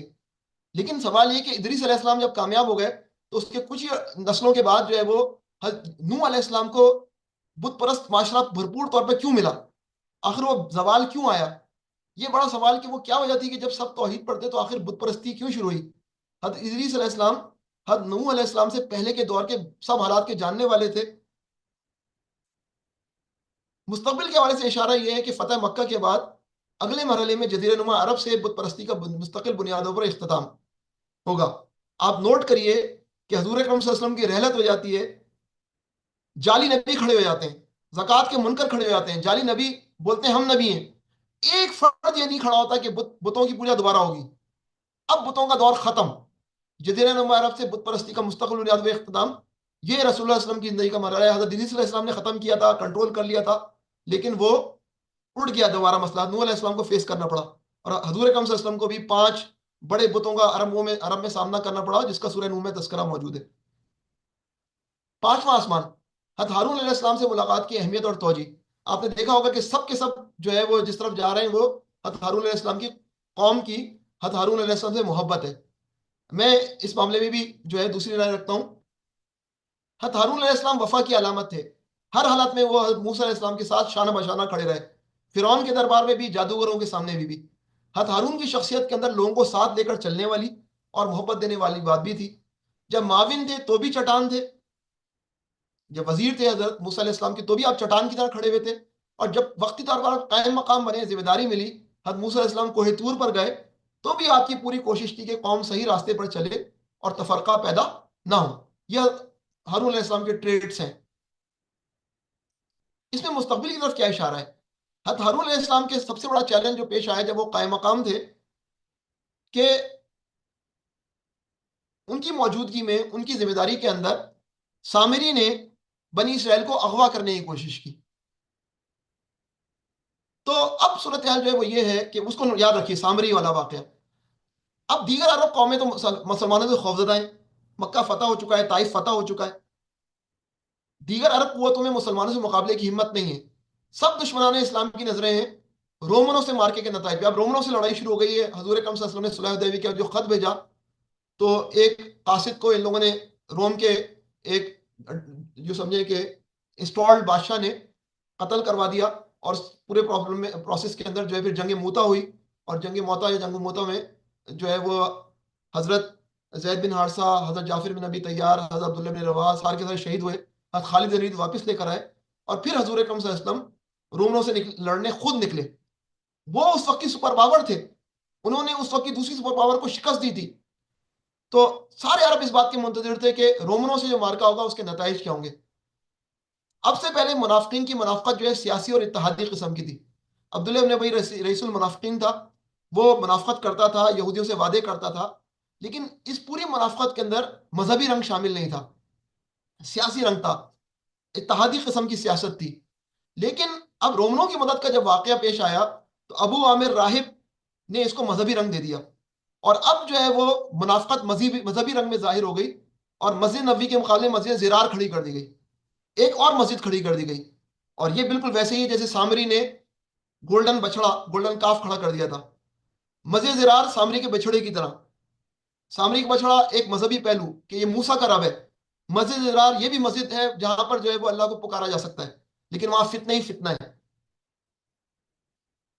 اور تبوک کے مارکے میں رسول اللہ صلی اللہ علیہ وسلم جب روانہ ہو رہے ہیں تو منافقین جو ہے وہ پوری پلاننگ کر کے بیٹھے ہیں کہ ادھر شکست ہوگی حضور اکرم صلی اللہ علیہ وسلم کو تبوک میں، اور ادھر مسجد زرار کو سینٹر بناتے ہوئے مدینے پہ قبضہ کر لیا جائے گا. حضور اکرم صلی اللہ علیہ وسلم اس نازک موقع پر حضرت علی کو جو ہے وہ قائم مقام بناتے ہیں، اور حضرت علی کا مذاق اڑایا جاتا ہے کہ عورتوں کی طرح اس کو نیچے پیچھے چھوڑ دیا گیا. حضرت علی روتے ہوئے آتے ہیں حضور اکرم صلی اللہ علیہ وسلم کے پاس، تو حضرت علی ان کو کہتے ہیں کہ تمہاری میری وہی نسبت ہے جو ہارون کی موسیٰ سے تھی. تو یہ ہارون علیہ السلام کا میرے ذہن میں تو یہ بات آتی ہے کہ ہارون علیہ السلام سے ملاقات کی اہمیت آگے کے اشارے میں جو ہے وہ تبوک کے اندر مارکے کے ضمن میں جو حالات پیدا ہو رہے ہیں اس کی طرف اشارہ ہے حضرت ہارون علیہ السلام کا. اور دوسری بات حضرت ہارون علیہ السلام کی محبت والی بات، تو حضور اکرم صلی اللہ علیہ وسلم کا معاملہ جو تھا وہ یہی تھا کہ ایک تو حضرت ہارون علیہ السلام سے ملاقات اس بات کا اشارہ تھی کہ منافقین کے کیا ہتھیار ہو سکتے ہیں، سامری کی طرح کے کیا کردار ہو سکتے ہیں، کیا کیا وہ کر سکتے ہیں، ان کے پاس کیا کیا آئیڈیا ہو سکتے ہیں. اور یہ بات نوٹ کرنی ہے کہ رسول اللہ صلی اللہ علیہ وسلم نے عبداللہ ابن ابی جیسے منافق کو بھی آخری وقت تک ساتھ لے کر چلنے کی کوشش کی. حضرت ہارون علیہ السلام نے اس طرح جو ہے وہ برداشت کیا، سول وار نہ ہو جائے. حضرت موسیٰ علیہ السلام کا انتظار کیا، حالات بدلنے کا انتظار کیا. اس طرح حضور صلی اللہ علیہ وسلم نے عبداللہ ابن ابی کو اور اس کے ساتھیوں کو برداشت کیا آخری وقت تک. چھٹے آسمان پر آپ کی ملاقات حضرت موسیٰ علیہ السلام سے ملاقات ہوئی، اور چھٹے آسمان پر مستقبل کی کامیابی کے واضح اشارے اس طرح نظر آ رہے تھے. دونوں نبی صاحب شریعت ہیں. حضرت موسیٰ علیہ السلام نے اپنی قوم سے بڑی اذیت اٹھائی، لیکن اپنی قوم کی کامیابی کے لیے آپ سب سے زیادہ حریص تھے حضرت موسیٰ علیہ السلام. لیکن آپ کا جو رونا ہے، جو رش کی حالت میں رونا، یہ رسول اللہ صلی اللہ علیہ وسلم کو بتلایا گیا کہ آپ کی امت کی کتنی وسعت ہوگی. حضرت عیسیٰ علیہ السلام وہاں پر یعنی کہ دوسرے آسمان میں جب ملے تو حضرت عیسیٰ علیہ السلام کا کنٹریبیوشن امت کی وسعت میں بہت ہوگا. اور اب چھٹے آسمان میں موسیٰ علیہ السلام روتے ہوئے دکھائی دے رہے ہیں رش کی حالت میں کہ میری امت سے آپ کی امت بہت زیادہ بازی لے جائے گی. اور یہ حضور اکرم صلی اللہ علیہ وسلم کے لیے بہت حوصلہ افزائی ہے. عام الحزن اور طائف کے تناظر میں اس کو دیکھا جانا چاہیے. مستقبل کی طرف اشارے جو شیخ سہیلی نے بات کی تھی اسی طرف ہم بھی جائیں گے. آپ کو مستقبل میں ایک تو یہ بات ہوگی کہ آپ کو مستقبل میں کیونکہ پازیٹیو ایٹیٹیوڈ ہے کہ آپ کی وسعت پائے گی، آپ کو مستقبل میں یہ سننے کو ملے گا، یہ غزوہ بدر ہے، کہ ہم وہ نہیں کہ جنہوں نے کہا تھا کہ موسیٰ تم اور تمہارا خدا جا کر لڑے، ہم تو یہاں بیٹھے ہیں. آپ کی ٹیم بڑی اسٹرانگ ہوگی. تو رسول اللہ صلی اللہ علیہ وسلم رومنوں کے مقابلے میں جو وقت کی تازہ تازہ فتح یاب سپر پاور ہیں، آپ تبوک کی طرف اپنے لشکر کو گامزن کیے ہوئے ہیں ارض مقدس کو آزاد کرانے کے لیے، جس کے لیے حضرت موسیٰ علیہ السلام نے زندگی گزار دی، لیکن ارض مقدس میں خود جو ہے وہ داخل نہیں ہو سکے. جس طرح موسیٰ علیہ السلام ارض مقدس میں داخل نہیں ہو سکے، اسی طرح حضور اکرم صلی اللہ علیہ وسلم بھی تبوک تک جا سکے، اس سے آگے نہیں جا سکے. حضرت موسیٰ علیہ السلام رخصت ہو رہے تھے تو ارض مقدس بہت نزدیک تھا. حضور اکرم صلی اللہ علیہ وسلم کی رحلت ہو رہی تھی تو جیش اسامہ رومنوں سے لڑنے کے لیے روانہ ہونے کے لیے مدینے سے باہر خیمہ زن تھا، حضرت زید بن حارثہ کے بیٹے صاحبزادے حضرت اسامہ کی قیادت میں. تو حضرت موسیٰ علیہ السلام کا بھی انتقال آپ دیکھ لیں، اور حضرت حضور اکرم صلی اللہ علیہ وسلم کا بھی رحلت دیکھ لیں کہ دونوں کی ترجیح جو ہے وہ یہ ہے کہ بلاد الشام کو آزاد کرایا جائے. ساتویں آسمان پر حضرت ابراہیم علیہ السلام سے ملاقات کی اہمیت اور توجہ. اب ہم آخری حصے پہ آ گئے ہیں اپنے. حج کی ندا بلند کرنے والے ابو الانبیاء حضرت ابراہیم علیہ السلام بیت المعمور سے ٹیک لگائے ہوئے دعا، آپ حضور اکرم صلی اللہ علیہ وسلم دعائے خلیل کا جواب ہے. حضور اکرم صلی اللہ علیہ وسلم کی دعا حضرت ابراہیم علیہ السلام نے کی تھی. خلیل، دعائے خلیل کا جواب آپ صلی اللہ علیہ وسلم کی ذات مبارک خلیل اللہ کے سامنے، خاتم الانبیاء ابو الانبیاء کے پاس ہے. آپ صلی اللہ علیہ وسلم کے لیے سب سے بڑی انسپائریشن آپ کے سامنے، وہ جو بالکل اکیلے تھے اور آتش نمرود میں کودے تھے، وہ جس نے نئے سرے سے دنیا میں توحید کا پیغام بلند کیا تھا. آپ صلی اللہ علیہ وسلم کے پاس تو ایک بڑی ٹیم تھی جو کہ مکے میں تیار ہو گئی تھی، لیکن حضرت ابراہیم علیہ السلام تو بالکل اکیلے تھے جب وہ آتش نمرود میں کودے تھے. مستقبل کی طرف اشارے، پورے عرب میں اسلام کا غلبہ اور حجت الوداع، دین کی تکمیل، حج کی شرک اور جہالت کی علائشوں سے پاکی اور طریق ابراہیمی پر دوبارہ آغاز. اور اب حضور اکرم صلی اللہ علیہ وسلم کا مشن ہے کہ ملت ابراہیمی میں مغضوب علیہم یعنی یہودی اور ضالین یعنی عیسائی بن جانے والوں کو راستے پہ لانے کا چیلنج. اور یہ چیلنج جو ہے منتقل ہوا حضور اکرم صلی اللہ علیہ وسلم کے بعد حضور اکرم صلی اللہ علیہ وسلم کی امت پر. یہاں میں اختتامی گفتگو پہ آتا ہوں. عام الحزن کے بعد اللہ تعالیٰ نے اپنے پیارے نبی کو ایک رات میں مکہ سے بیت المقدس اور پھر سدرۃ المنتہا سے آگے تک کا سفر کرایا. معراج کے موقع پر انبیاء سے ملاقاتوں کے ذریعے رسول اللہ اور تمام امتیوں کو تو بتایا گیا کہ راہ حق میں کون کون سے کانٹے راستے کے منتظر ہوتے ہیں. انبیاء سے ملاقاتوں کے ذریعے رسول اللہ علیہ وسلم اور تمام امتیوں کو بتلایا گیا کہ راہ حق میں کون کون سے کانٹے راستے کے منتظر ہوتے ہیں، اور اس کے ساتھ حوصلہ افزائی والی باتیں بھی ہوئیں. ان ملاقاتوں کی ترتیب میں ممکنہ حکمت کو آج کی نشست میں سمجھنے کی کوشش کی گئی. اللہ تعالیٰ اس گفتگو میں موجود خیر سے استفادہ کرنے اور شر سے محفوظ رکھے، آمین. اس سفر میں 5 نمازوں کا تحفہ دیا گیا جن کا ثواب 50 نمازوں کے برابر ہے. ان نمازوں کی قدر کرنے کی ضرورت ہے، اور نماز کے ذریعے جس سوسائٹی کا قیام مقصود ہے اس کے قیام کے لیے بھی کوشش کرنا بھی ہمارے ہی کرنے کا کام ہے. انبیاء اگر ہمارے آئیڈیل ہیں تو ان کا کام بھی ہمارے لیے آئیڈیل ہونا چاہیے. ان کا کام اگر لوگوں کی اصلاح کرنا تھا تو ہمیں بھی اپنی اور لوگوں کی اصلاح کرنا چاہیے. یہاں پر میں اپنی گفتگو ختم کروں گا. وآخر دعوانا الحمدللہ رب العالمین. جزاکم اللہ خیرن، شرکت کا شکریہ. اللهم جزاک اللہ صل خیر. على محمد وعلى ال محمد كما صليت على ابراهيم وعلى ال ابراهيم انك حميد مجيد. اللهم بارك على محمد وعلى ال محمد كما باركت على ابراهيم وعلى ال ابراهيم انك حميد مجيد. جزاک اللہ خیر. جزاک اللہ ریکارڈنگ خیر. اسٹاپ کر دیا.